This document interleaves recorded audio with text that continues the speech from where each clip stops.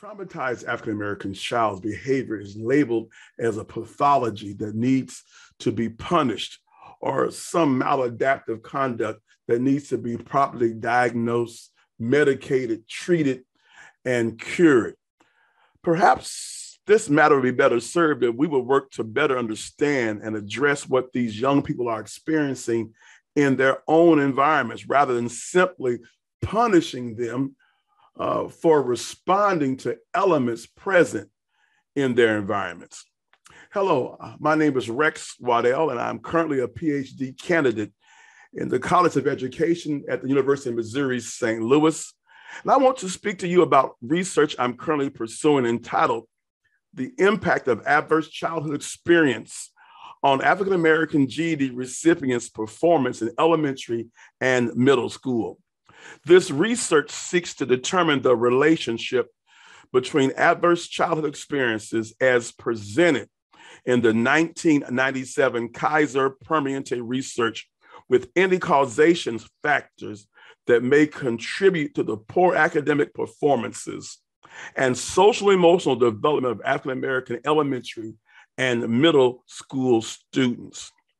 This research effort is significant because it seeks to broaden our understanding of how undiagnosed post-traumatic stress brought about by various aspects of adverse childhood experiences may be potentially contributing to the academic performance and social emotional development of African American students in a detrimental way.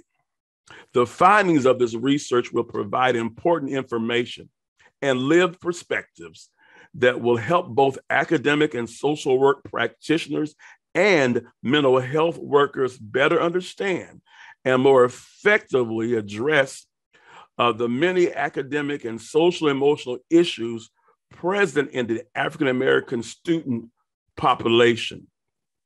On a personal level, I hope the research will involve the presentation of books and articles and curriculums, trainings, and seminars that address this area and will inform and empower academic and social workers and other practitioners with a better understanding of the root causes of the poor academic performances and the unsettling social emotional development present in many African American student populations.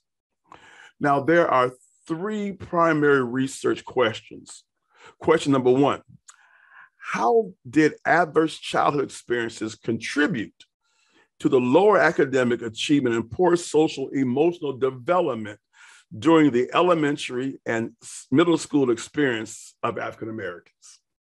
Question number two, which adverse childhood experience do adult African Americans report experiencing? Three, what particular intervention do the survivors of adverse childhood experiences recall being used to address their issues? Now, the literature review section of this research is composed of a very broad and very diverse assortment of various publications. These publications include online materials, such as periodicals, professional journals, and general article posts. A presentation of a TED Talk served as a crucial addition to the online media contributions.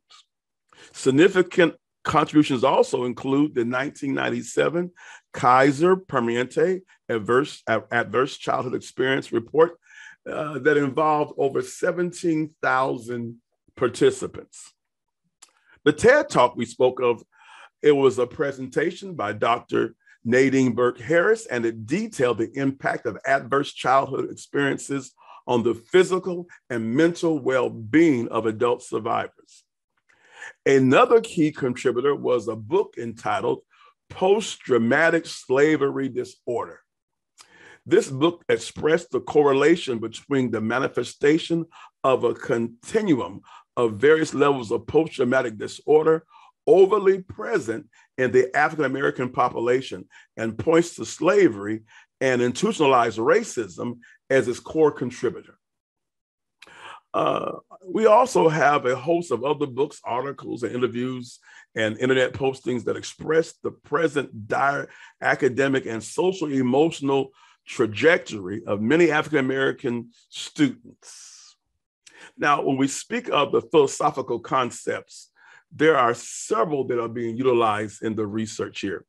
One primary component would be constructivism. Now, the constructivist perspective expresses that there are multiple realities and that reality is socially constructed. A second conceptual construct is one of phenomenology. Now, phenomenology is a theory that asserts the importance of lived experiences within a particular group and seeks to understand how the phenomena is communicated through group interpretation. Finally, symbolic interactivism is also a method that's used in the construction of this research. It focuses on the meaning and the interpretations that people create through their own personal interactions. Now, qualitative approaches is used in this research. Qualitative, along with a narrative method to gather and to analyze data. I've chosen to utilize narrative analysis in this qualitative efforts as my primary methodology because of its holistic and person-centered approach that emphasizes particularity in a very idiographic manner. In addition, the narrative method pairs well with my constructivist perspectives. That's because that in the narrative approach, reality, its meaning, and interpretation are all captured within the story that's being told. Furthermore, adverse childhood experiences most definitely imparts a story within the lives of the survivors.